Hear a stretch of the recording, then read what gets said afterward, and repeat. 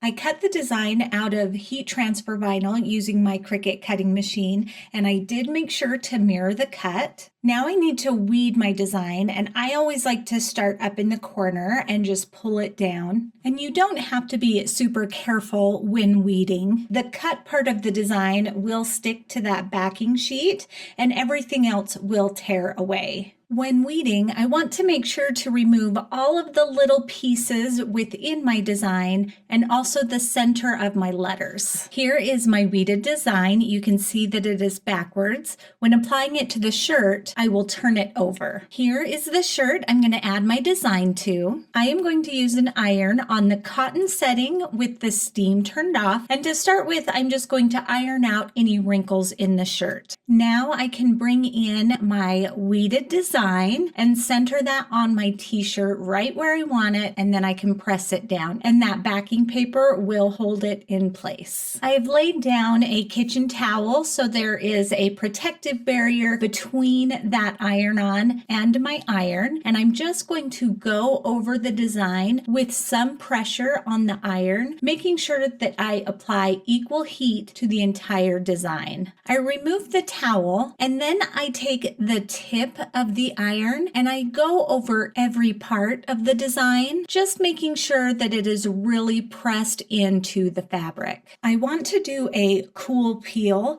so I have let this shirt sit for about 5 minutes till the fabric is cool to the touch. And then I'm going to start peeling up slowly and just watch how that iron-on removes from the backing sheet, making sure that there's no areas that pull up with the backing sheet. Isn't that so cute? I love how that turned out. And I know that I am not a great model, but I couldn't decide which shirt to make, so I made 3, and I love them.